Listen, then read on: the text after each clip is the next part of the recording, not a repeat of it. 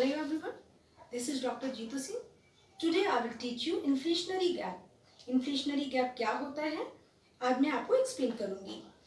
Inflationary gap is the amount by which the actual aggregate demand exceed aggregate supply at the level of full employment.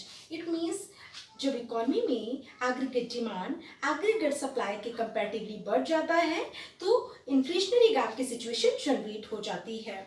जैसा कि diagram से explain है. ओ Y axis पे यहाँ पे price का level given है और एक्स एक्सिस पे यहाँ पे एम्प्लॉयमेंट का लेवल गिवन है. अब यहाँ पे जो एग्रीगेट सप्लाई कर्व है वो रिक्वायर्ड एग्रीगेट डिमांड को ई पॉइंट पे इंटरसेक्ट कर रहा है.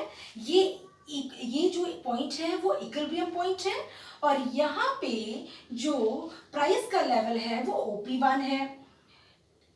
अगर इकोनॉमी में एग्रीगेट डिमांड जो है रिक्वायर्ड एग्रीगेट डिमांड से बढ़कर AD1 हो जाता है, इट मीन्स अगर इकोनॉमी में एक्चुअल एग्रीगेट डिमांड जो है वो रिक्वायर्ड एग्रीगेट डिमांड से बढ़कर AD1 हो जाएगा तो उस कंडीशन में जो एम्प्लॉयमेंट का लेवल है वो अनचेंज रहेगा एंड जो आउटपुट का लेवल है वो भी अनचेंज रहेगा.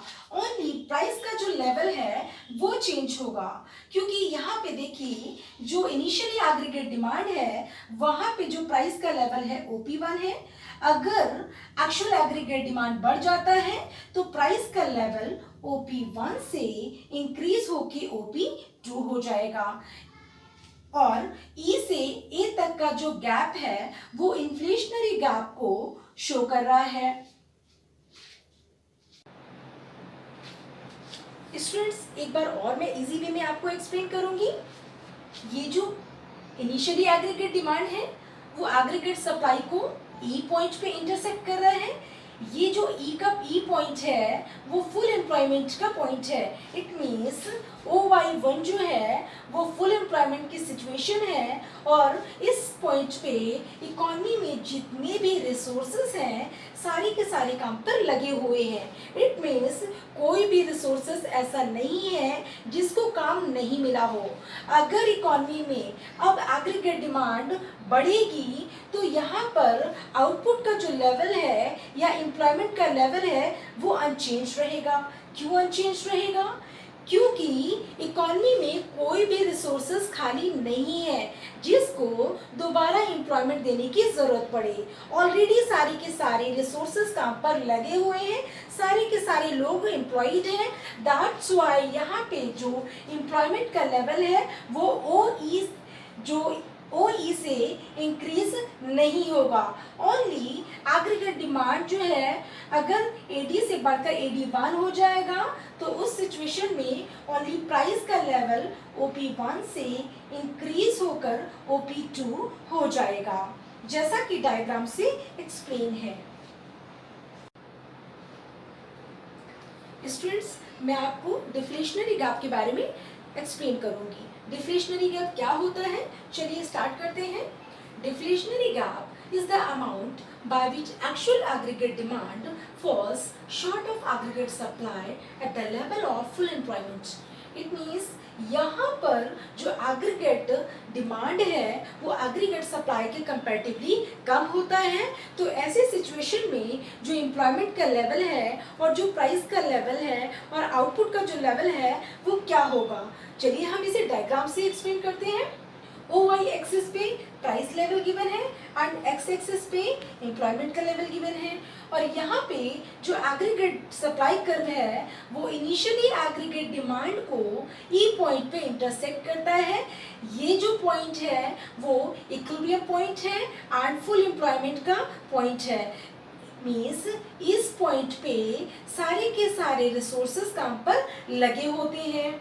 मीन्स जितने भी रिसोर्सेस होते हैं इकोनॉमी में सबको काम मिला होता है.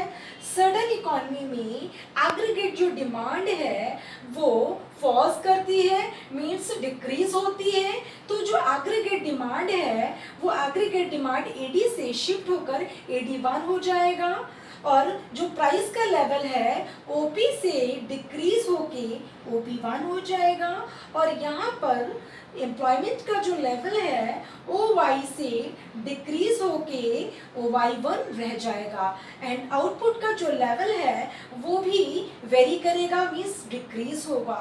तो यहाँ पे देखिए एम्प्लॉयमेंट का लेवल, प्राइस का लेवल एंड आउटपुट का लेवल तीनों ही चेंज होते हैं जब एग्रीगेट सप्लाई एग्रीगेट डिमांड के कंपैरेटिवली ज़्यादा है।